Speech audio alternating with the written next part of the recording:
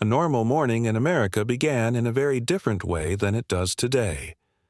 In 1955, there were no phones to check, no alerts demanding attention, and no constant noise filling the air. Mornings were quieter, slower, and more predictable. People woke up to familiar routines, the same sounds, the same movements. Nothing felt rushed. In this video, we take a gentle step back in time. We follow a normal morning in America, just as it might have unfolded in 1955, from waking up at home, to breakfast at the kitchen table, to heading out into the neighborhood. There are no major events here, no dramatic moments, just everyday life. If you lived during this time, many of these moments may feel familiar, and if you didn't, this is a quiet look at how mornings once felt. So take a moment to relax, let the pace slow down, and let's begin. In 1955, breakfast was a quiet family moment. It was not rushed, and it was not complicated. In many homes, the kitchen was already warm. The stove had been turned on early, pans gently heated, coffee slowly brewed. Breakfast foods were familiar: eggs frying in a pan, toast popping up from the toaster, sometimes bacon sizzling quietly. The smells filled the house. Families gathered around the kitchen table. Not everyone spoke right away. Some people read the newspaper. Others simply sat and ate. Children often listened more than they talked, still waking up, still sleepy. There were no phones on the table, no screens demanding attention. Conversation was simple. Plans for the day, school, work, nothing dramatic. After breakfast, plates were cleared, dishes were washed by hand, lunches were packed. The day slowly began to move forward. Many older Americans remember those mornings, not because breakfast was special, but because it felt steady. It was a moment of calm before the day truly started. In 1955, getting ready for the day followed a familiar routine.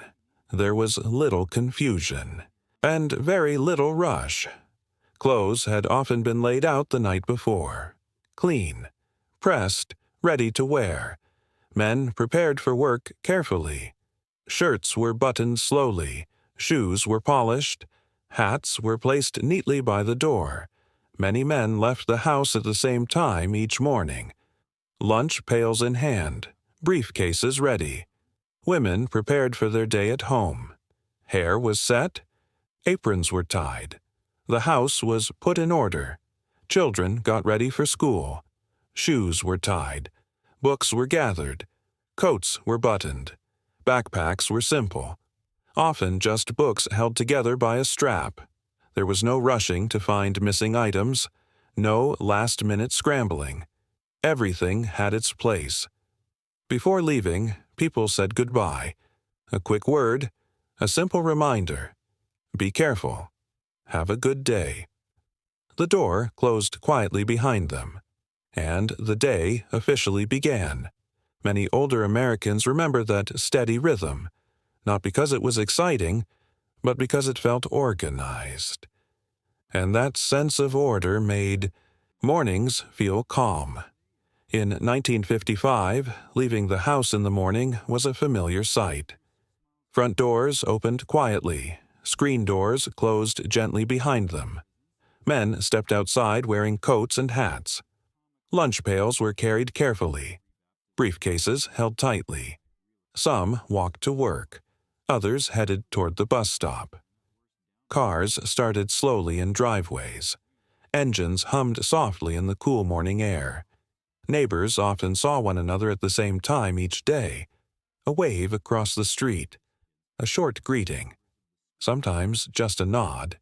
Children gathered on sidewalks. Some walked to school in small groups. Others waited at the corner for the school bus. Book straps were held tightly. Lunch boxes swung gently at their sides. The neighborhood felt alive, but never noisy. Birds could still be heard. Footsteps echoed softly on the pavement. Porches were already occupied in some homes. Someone sweeping the steps. Someone watering plants. The morning unfolded slowly. Everyone had somewhere to go, but no one seemed in a hurry. Many older Americans remember those neighborhood mornings. Not because they were remarkable, but because they felt familiar. And that familiar rhythm gave the day a steady beginning. In 1955, mornings had their own familiar sounds. They were not loud, and they were not overwhelming. Radios played softly in the background, often in the kitchen, sometimes in the living room. Morning programs spoke calmly. Music played at a gentle volume. The radio was not meant to demand attention. It was simply there. Outside, the street had its own sounds. Car doors closing, engines starting, tires rolling slowly along the road. No honking, no constant noise. Footsteps echoed on sidewalks. Children's voices carried briefly through the air. Inside homes, daily routines continued. Water running in sinks, dishes being placed away, doors opening and closing. Typewriters clicked softly in offices. Factories began their work at a steady pace. Nothing felt rushed. There was space between sounds, moments of quiet. Silence was not something to avoid. It was part of the morning. Many older Americans remember those sounds clearly, not because they were exciting, but because they felt comforting. Those simple morning sounds made the day feel grounded, and that calm soundtrack is still remembered today. In 1955, getting to work or school was a simple part of the morning. Transportation felt predictable. Many people walked. They stepped onto sidewalks and followed the same route each day. Others took the bus. Bus stops were familiar places. People stood quietly, sometimes exchanging a short greeting. Buses arrived on time. Doors opened with a soft hiss, and passengers stepped inside calmly. Some families owned a car. Cars were driven carefully. Traffic was light, and roads felt open. There were no traffic apps, no constant updates. People relied on routine. Train stations in larger towns welcomed commuters with steady rhythms. Platforms filled slowly. Conductors checked tickets, and trains departed without hurry. Children traveled to school in similar ways, walking with friends, riding the bus, occasionally being driven by a parent. Everyone seemed to know where they were going and how to get there. Many older Americans remember those commutes, not because they were fast, but because they were reliable. The journey was part of the morning, and it carried people smoothly into the rest of the day. In 1955, the workday began in a calm and orderly way. Factories opened their doors early. Lights turned on one by one. Machines were prepared carefully. Workers arrived at familiar times. They greeted one another briefly and got ready to begin. There was a sense of routine. Everyone knew their role. Everyone knew what was expected. Offices followed a similar rhythm. Desks were organized. Typewriters were placed neatly. Papers were stacked in order. The day did not start with urgency. It started with focus. In schools, classrooms slowly filled. Children took their seats. Books were opened. Chairs scraped softly across the floor. Teachers stood at the front of the room. Attendance was taken. Lessons began on time. There was structure. The classroom felt quiet, orderly, predictable. Students listened. Hands were raised to speak. Learning followed a steady pace. Many older Americans remember how those mornings felt at work or at school, not because they were exciting, but because they were stable. That sense of structure gave the day a strong foundation.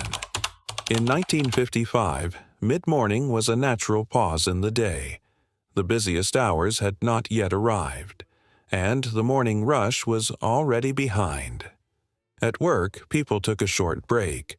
Coffee was poured again, sometimes from a shared pot. Cups were held quietly in hand. Conversations were brief, often about simple things: the weather, plans for lunch, the work ahead. There was no pressure to stay constantly busy. In offices, typewriters paused for a moment. Papers were set aside. People stretched, and then returned to their desks. In factories, machines continued steadily, but the pace felt controlled. In schools, lessons moved calmly from one subject to the next. Children sharpened pencils. Notebooks were adjusted. Windows were opened slightly. Fresh air entered the room. Outside, the streets were quieter now. Most people had already reached their destination. Traffic slowed, sidewalks emptied. The town seemed to take a breath. Many older Americans remember that mid-morning feeling, not as a break on a schedule, but as a natural rhythm, a moment of balance before the day continued. By the end of the morning, life in 1955 had found its balance. The day was underway. Work had begun. Lessons were in progress. Everything felt settled. There was no sense of urgency, no feeling of being rushed from one moment to the next. Just a steady rhythm. Many older Americans remember mornings like this, not because they were exciting, but because they felt complete. They set the tone for the rest of the day. As time passed, mornings slowly changed. Life became faster, busier, more demanding, but the memory of those calm beginnings remains. Thank you for taking this quiet journey back in time. If these moments brought back memories, feel free to share them in the comments. And until next time, take care.